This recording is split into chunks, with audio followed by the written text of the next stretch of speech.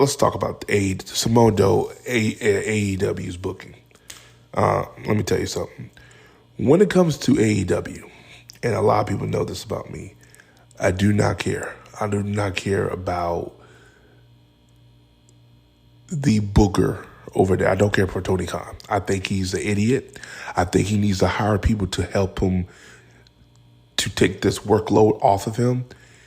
The Tony Khan that started the company is not the same Tony Khan we got today. We're getting two different versions of Tony Khan. We're getting the Tony Khan that was really trying to create a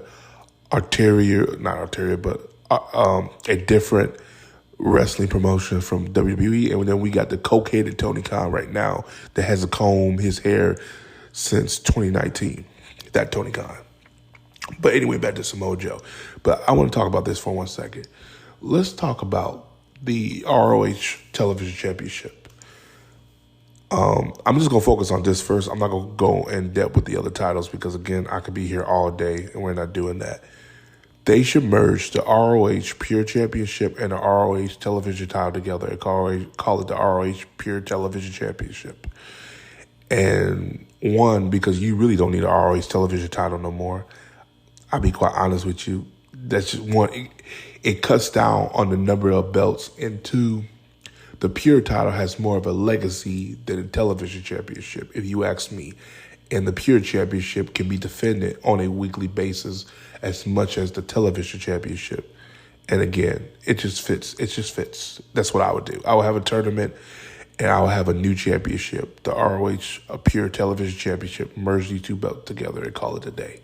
That's all I would say.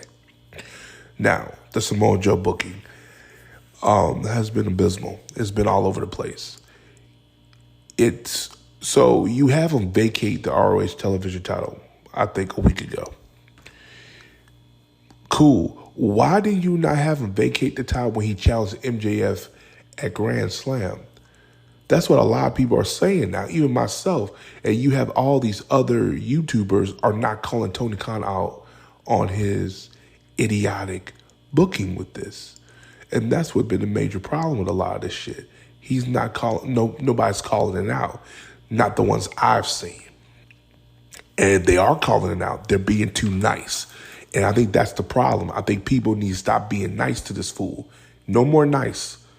Call them out. Call them out. The way you call Vince McMahon out on the audience of one, you call him out too on his audience of one too. Because it's getting ridiculous. There's no reason Samoa Joe should not have to vacate the title back in September when he challenged MJF. Here we are, in November, and they're like, oh, okay, now he vacates the title. It defeats the purpose. He didn't really have to vacate the title because he could have kept it and won the other title. But like I said, that's just my opinion on the whole thing. It doesn't make sense to me.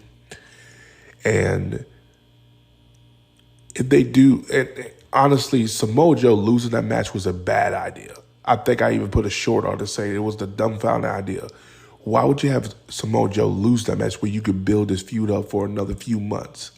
Tony Khan's not a long-term booker no more. Or if he was a long-term booker, he's not anymore. Or better yet, he was never a long-term booker. I think it was a lot of this booking decision was Cody Rhodes.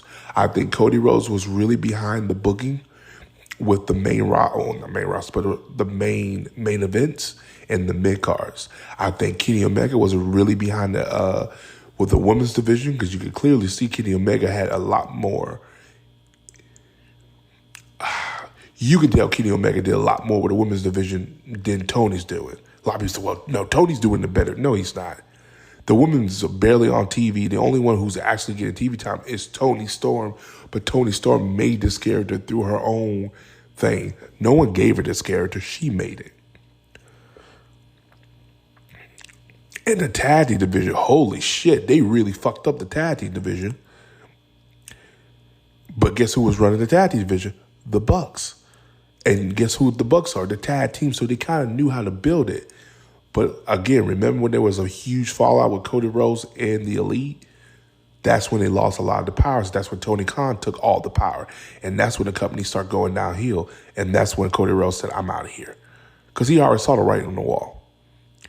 But that's when the issues started anyway for a lot of things, the backstage issues, the politics and all this stuff. Because Cody Rhodes was that guy he was the mediator.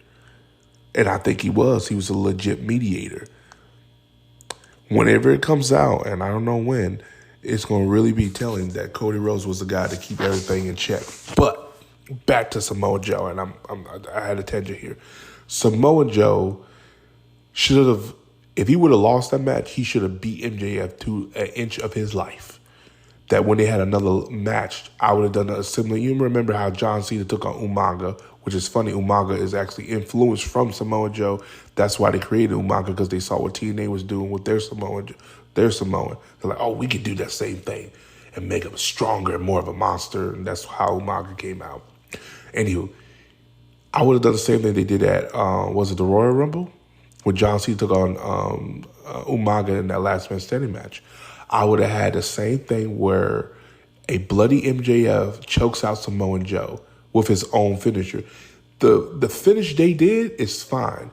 The problem they did, it was in the wrong match, the wrong time, the wrong place. This should have been done months later.